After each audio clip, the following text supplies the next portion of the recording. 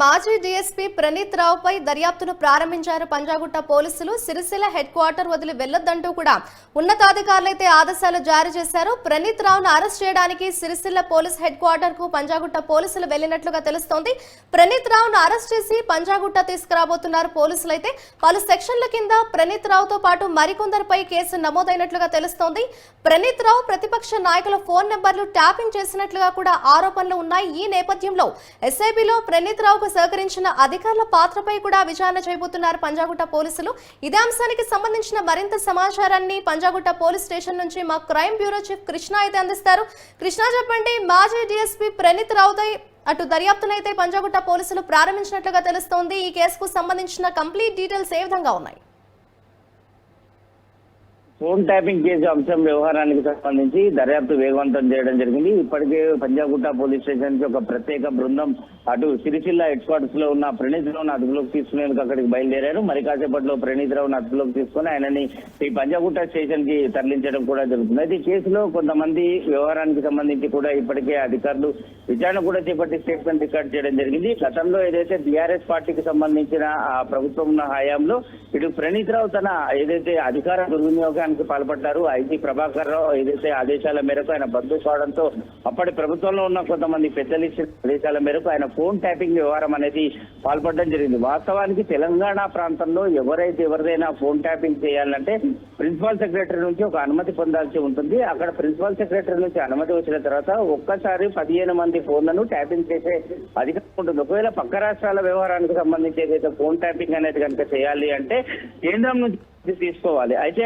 ఎలాంటి అనుమతులు లేకుండా అటు ఏదైతే ఈ ఫోన్ ట్యాపింగ్ల వ్యవహారానికి సంబంధించి మావోయిస్టులు ఉగ్రవాదులు అంటూ చెప్పుకుంటూ వచ్చు. ఈ ప్రతిపక్ష పార్టీలకు సంబంధించిన అటు బీజేపీ కానీ కాంగ్రెస్ పార్టీకి కానీ సంబంధించిన ప్రతిపక్ష పార్టీకి సంబంధించిన నేతల ఫోన్ ట్యాపింగ్ లో చేశారని ప్రణీత్ రావు పైన పెద్ద ఎత్తున ఆరోపణలు ఉన్నాయి. ఈ నేపథ్యంలోనే గతంలో అటు ఎన్నికలు జరుగుతున్న సమయంలో బండి సంజయ్ కానీ ఇప్పుడు ప్రస్తుత ముఖ్యమంత్రి రేవంత్ రెడ్డి ఏదైతే ఉన్నారో గతంలో ఎన్నికల వ్యవహారానికి సంబంధించి కూడా తమ ఫోన్లు ట్యాపింగ్ ఉన్నాయని చెప్పి కూడా ట్యాపింగ్ అవుతున్నాయని ఆరోపణలు కూడా చేశారు. అయితే ఈ క్రమంలోనే కాంగ్రెస్ ప్రభుత్వం వచ్చిన తర్వాత ఈ ఫోన్ ట్యాపింగ్ అంశాల వ్యవహారం పైన ప్రత్యేకమైన దర్యాప్తు చేసిన తర్వాత ప్రణీత్ రావు ఎప్పుడైతే ఈ ప్రభుత్వానికి తెచ్చిన దీని మీద విచారణ జరిగిందని తెలియడంతో ఎస్ఐబిలో తన కార్యాలయానికి వెళ్లి అక్కడ చేసి మొత్తం సీసీ కెమెరాలు కూడా మూవ్ చేసి హార్డ్ డిస్క్లన్నింటినీ కూడా ధ్వంసం చేసి ఎలాంటి ఆధారాలు దొరకకుండా చేశాడు అనేది ఆరోపణలు ఉన్నాయి. ఈ నేపథ్యంలోనే పోలీసులు కొన్ని ఆధారాలు కూడా సేకరించారు.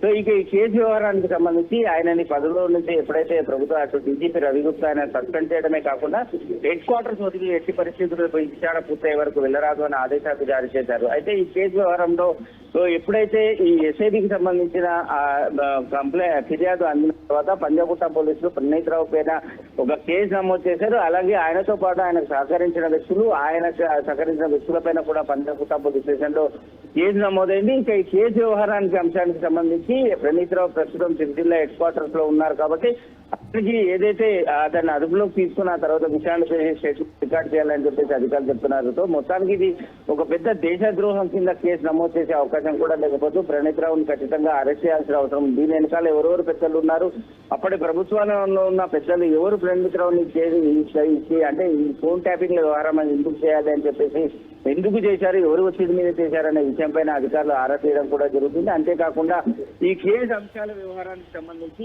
ఏదైతే ఎప్పుడైతే అధికారులు ఈ ఫోన్ ట్యాపింగ్ వ్యవహారం అంశాలను బయటపెట్టిన తర్వాత కొన్ని విషయాలు అనేది పోలీసులను సైతం కమిటీనే పరిస్థితులు అనేవి నెలకొన్నాయి. ఎందుకంటే ఈ కేసు వ్యవహారంలో ఇటు ఏదైతే ఈ ప్రతిపక్ష పార్టీలకు సంబంధించిన చాలా మంది నేతలు కానీ పౌరకుల వ్యవహారానికి సంబంధించిన నేతలు అయితేనేమి చాలా మంది వ్యవహారాలకు సంబంధించిన ఫోన్లను మావోయిస్టు ఫోన్ తీసులతో పాటు తీవ్రవాదుల ఫోన్ తీసులలో అది ఫోన్లో జడ్జి మరి వాటన్నిటిని ప్రైవేట్ చాటింగ్లతో సహా వాటన్నిటిని కూడా చూడటం కూడా జరిగింది. అలాగే ఆ ఫోన్ ట్యాపింగ్ వ్యవహారం కూడా వీటన్నిటిని కూడా రికార్డ్ చేసి ఆ ప్రభుత్వానికి అందజేశారు అనేది ఆరోపణలే కాదు, కొన్ని ఆధారాలు కూడా ప్రస్తుతం పోలీసులు సేకరించడం జరిగింది. ఏదేమైనప్పటికీ ప్రణీత్ రావు అరెస్టు వ్యవహారానికి సంబంధించి మరి కాసేపట్లో అధికారికంగా పోలీసులు ధృవీకరించున్నారు. ఇప్పటికే సిరిసిల్లకు బృందం కూడా అక్కడికి చేరుకొని ఈ కేసు దర్యాప్తు వ్యవహారానికి సంబంధించి డీజీపీ స్థాయి అధికారులు కూడా దర్యాప్తు చేస్తున్నారు. అలాగే ఎప్పటికప్పుడు ఈ ఫోన్ ట్యాపింగ్ వ్యవహారం ప్రణీత్ రావు అంశం వ్యవహారం పైన డీజీపీ రవిగుప్తా కూడా అధికారులను సమీక్ష నిర్వహించి వారి దగ్గర నుంచి ఎప్పటికప్పుడు నివేదిక కూడా తీసుకోవడం జరుగుతుంది.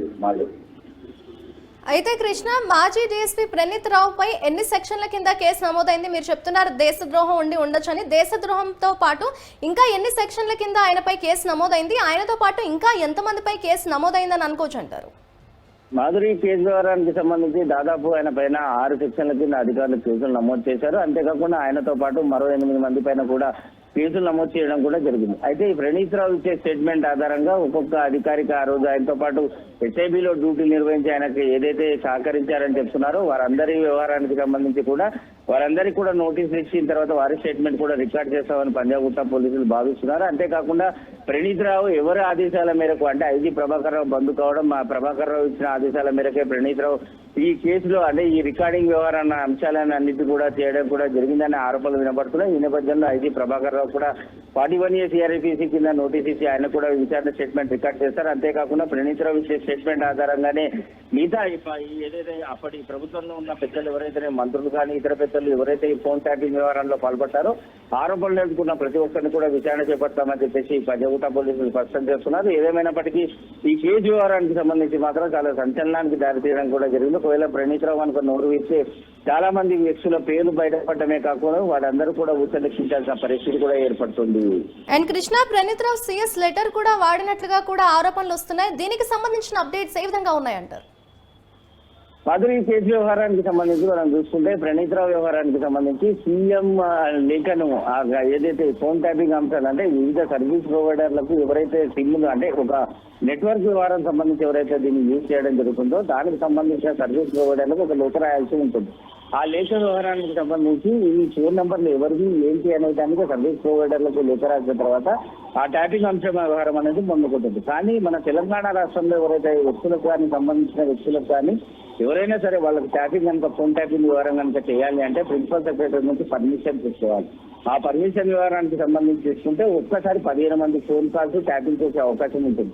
ఆ తర్వాత ఈ కేసు వ్యవహారానికి సంబంధించి ఒకవేళ కనుక పక్క రాష్ట్రం ఇతర రాష్ట్రాలకు సంబంధించిన ఏదైనా ట్యాపింగ్ చేయాలంటే కేంద్రం నుంచి అనుమతి తీసుకోవాల్సి ఉంటుంది. కానీ ప్రణీత్ రావు వ్యవహారానికి సంబంధించి చూస్తే దాదాపు 45 డిస్కులు ఏవైతే ఆయన సొంతం చేసి కాల్చివేయడం జరిగిందో ఆ డిస్కుల్లో ఉన్న ఆడియో కాల్స్ వ్యవహారానికి సంబంధించి ఇప్పటికే డీజీపీ స్థాయి ఆధ్వర్యంలో ఒక కమిటీని ఒక టీంని ఒకటిని పిలిపించి ఆ పాడు చేసిన సొంతం చేసే ఆర్టిస్టులన్నింటినీ కూడా తిరిగి మరమ్మతు చేసే పనిలో కూడా అధికారులు ఉన్నారు. ఎందుకంటే రేపొద్దున ప్రణీత్ రావుని కోర్టులో సబ్మిట్ చేయాలన్నా కూడా దానికి సంబంధించిన ఆధారాలు అనేవి ఉన్నాయి. ఆయన ఒకవేళ నోరు విప్పితే అనేక విషయాలు బయటకు వచ్చే అవకాశం ఉంటుంది. ఒకవేళ నోరు విప్పని పక్షంలో ఆ ఆధారాల వ్యవహారానికి సంబంధించి సేకరించే పనిలో ఇప్పటికే అటు డీజీపీ స్థాయి అధికారులు కూడా ఆ కేసులో ఇప్పటికే నిమగ్నం కావడం, దాని మీద దర్యాప్తు సాగించడం కూడా జరుగుతోంది.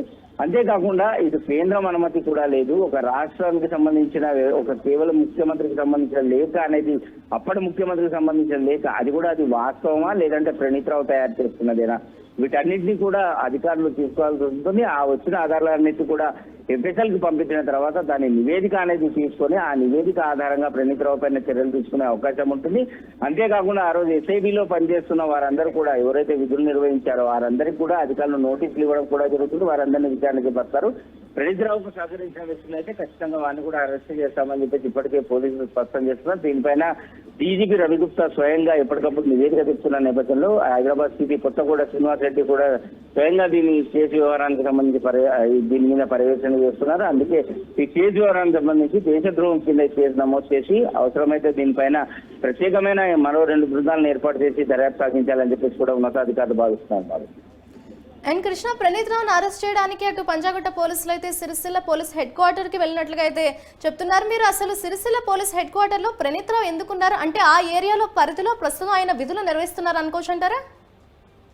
ఎప్పుడైతే SIB వ్యవహారానికి సంబంధించి ప్రభుత్వం మారిన తర్వాత ఆయన SIB నుంచి హెడ్ క్వార్టర్స్ కి బదిలీ కావడం జరిగింది. ఏదైతే లక్ష్మీకాపుల్లో ఉన్న డీజీపీ హెడ్ క్వార్టర్స్ కి ఆయన బదిలీ కావడం, ఆ తర్వాత ఈ ట్యాపింగ్ల వ్యవహారాన్ని అంశం ఎప్పుడైతే బయటకు వచ్చిందో ఈ అంశం బయటకు వచ్చిన తర్వాత ఈ కేసు వ్యవహారానికి సంబంధించి ఆయనని డీజీపీ రవిగుప్తా సస్పెండ్ చేయడమే కాకుండా ఆయనని ఏదైతే హెడ్ క్వార్టర్స్ వదిలి వెళ్ళకూడదు, ఎక్కడికి వెళ్ళకూడదు కేసు దర్యాప్తు పూర్తయ్యే వరకు. ప్రస్తుతం ఆయన సిరిసిల్లాలో జాబ్ చేస్తూ బాధ్యతలు నిర్వహిస్తున్నారు. సో ఆ బాధ్యత నిర్వహిస్తున్న నేపథ్యంలో ఆయన సస్పెండ్ చేసిన తర్వాత డీజీపీ రవిగుప్తా ఏదైతే ఆదేశాలు జారీ చేశారో సిరిసిల్ల హెడ్ క్వార్టర్స్ లోనే ఆయన ప్రస్తుతం అక్కడే నివాసం ఇస్తున్నారు. సో అక్కడే ఆయన ఉన్నందుకు కూడా ఇక్కడ పంజాగుట్టకు సంబంధించిన 2 ప్రత్యేక బృందాలు సిరిసిల్లకు ఆయన దగ్గరికి వెళ్ళడం జరిగింది. ఆయనకు నోటీస్ ఇచ్చి అంటే తీసుకొచ్చిన తర్వాత విచారణ చేపట్టి నోటీస్ ఇచ్చి పంపుతారా, లేదంటే విచారణ చేపట్టిన తర్వాత ఆధారాల నేపథ్యంలో అతన్ని అరెస్ట్ చేస్తారా అనేది మాత్రం కొంత సస్పెన్స్ అనేది కొనసాగుతుంది. ఏదేమైనప్పటికీ కేసు వ్యవహారానికి సంబంధించి మాత్రం ప్రణీత్ రావు వ్యవహారం ఇప్పుడంతా కూడా అటు ప్రతిపక్షాలే కాదు, ఇప్పుడు ప్రస్తుత ప్రభుత్వం, ఆ తర్వాత బీఆర్ఎస్ పార్టీ, బీజేపీ పార్టీ, ఈ పార్టీల వ్యవహారానికి సంబంధించి కూడా ఇది ప్రస్తుతం పెద్ద చర్చనీయాంశంగా మారింది. అండ్ కృష్ణ, ప్రస్తుతం ప్రణీత్ రావు అయితే సిరిసిల్ల పోలీస్ హెడ్ క్వార్టర్స్ లోనే ఉన్నారా? అండ్ పోలీసుల నోటీసులకు సంబంధించి ఆయన రియాక్ట్ అయ్యారని అనుకోవచ్చు అంటారా? మాధురి, ప్రస్తుతం ఈ కేసు వ్యవహారానికి సంబంధించి ప్రణీత్ రావు నోరు విప్పడం లేదు. పోలీసులకు సహకరిస్తాడనే దానిపైన కూడా అనేక అనుమానాలు ఉన్నాయి. ఎందుకంటే ఎప్పుడైతే ఈ ఫోన్ ట్యాపింగ్ ల అంశం బయటికి రావడం, ప్రభుత్వం మారి కాంగ్రెస్ ప్రభుత్వ వ్యవహారం రావడం, గతంలోనే ఈ తమ ఫోన్ ట్యాపింగ్ అవుతున్నాయని, ఖచ్చితంగా ఈ ఫోన్ల వ్యవహారానికి సంబంధించి అంతు చూస్తామని అప్పట్లోనే రేవంత్ రెడ్డి కానీ, బండి సంజయ్ కానీ అనేక ఆరోపణలు చేశారు.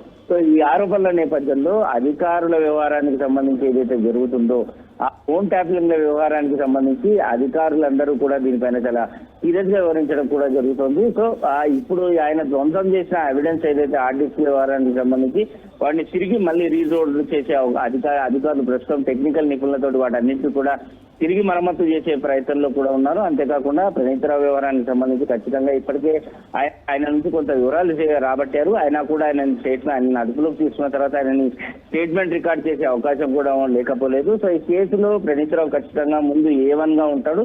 ఆ A1 వ్యవహారానికి సంబంధించి ఆయన రిమాండ్ రిపోర్ట్ ఆయన ఏదైతే విచారణలో చెప్పడం జరుగుతుందో వాటన్నిటికీ కూడా కోర్టు సన్మానించిన తర్వాత ఆయనకు ఎవరైతే సహకరించారో వారందరి వ్యక్తులను కూడా ఇందులో ఈ FIR కాపీలు అంటే ఈ కేసు వ్యవహారానికి సంబంధించి అందులో పొందుపరిచే అవకాశాలు కూడా ఉంటాయి.